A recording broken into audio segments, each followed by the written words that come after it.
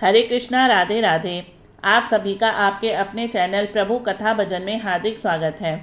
आज इस वीडियो में मैं आप सभी को पुरुषोत्तम मास का चतुर्दशम अध्याय सुनाऊंगी।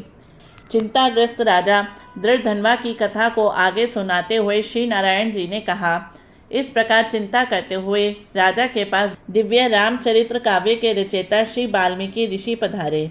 राजा ऋषि को आया देखकर खड़े हो गए और उनके चरणों में प्रणाम किया तथा आसन पर विराजमान कर पूजन किया। राजा महर्षि के चरणों को गोद में लेकर धीरे धीरे सहलाने लगा।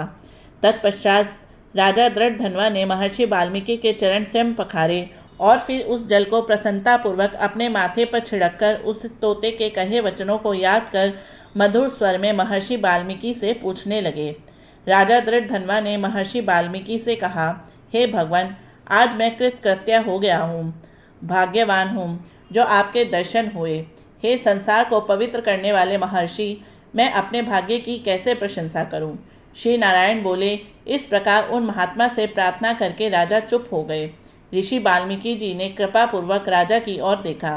राजा से मुनि महाराज बोले, हे नृपश्रेष्ठ, इस प्रकार की नम्रता के कारण तुम धन्य हो।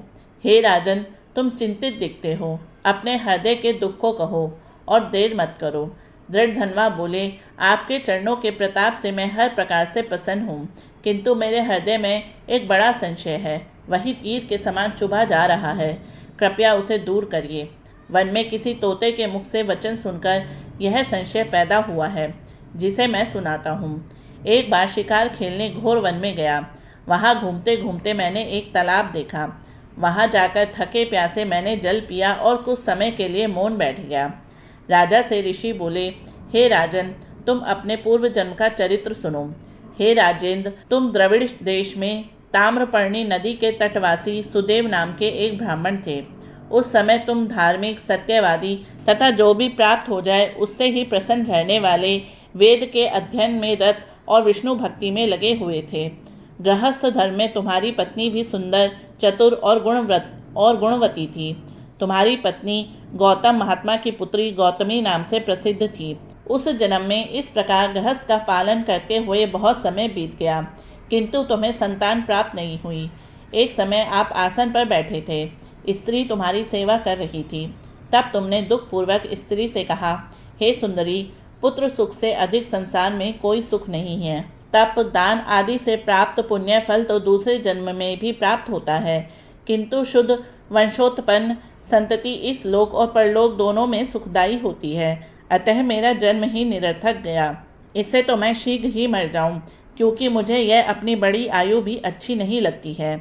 आगे की कथा सुनाते हुए महर्षि वाल्मीकि ने कहा, अपने पति के ऐसे दुखपूर्ण वचन सुनकर बेचारी पत्नी उदास हो गई।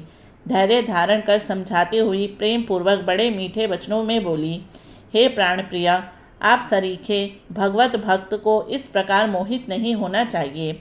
आपने यह बड़ी छोटी बात कही है, आपको ऐसा नहीं कहना चाहिए। सत्यवादी और धर्मपरायण आपने स्वर्ग जीत लिया है। आप ज्ञानी होते हुए भी पुत्र सुख को इतना क्यों तरस रहे हैं। राजा चित्रकेतु भी इसी प्रकार पुत्र शोक से जब दुखी हुआ था, तब उन्हें महर्षि अंगिरा और नारद जी ने ज्ञान दिया था। जिस भांति राजा अंग अपने कुपुत्र वेन के कारण दुखी होकर चुपचाप रात्रि में वन में निकल गए थे, उसी प्रकार हे स्वामी, आपकी संतान भी आपको दुखदायी होगी। अपनी धर्मपत्नी के यह वचन सुनकर वह ब्राह्मण ताम्रपर्णी नदी के किनारे पहुंचा।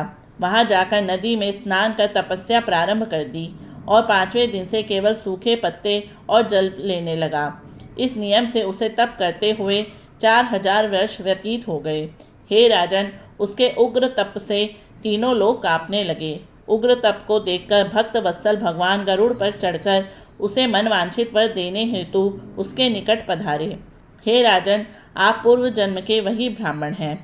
इति श्री पुरुषोत्तम महात्म्य वाल्मीकि दृढ़धनवा संवाद नाम भाषा चतुर्दशो अध्याय समाप्तम।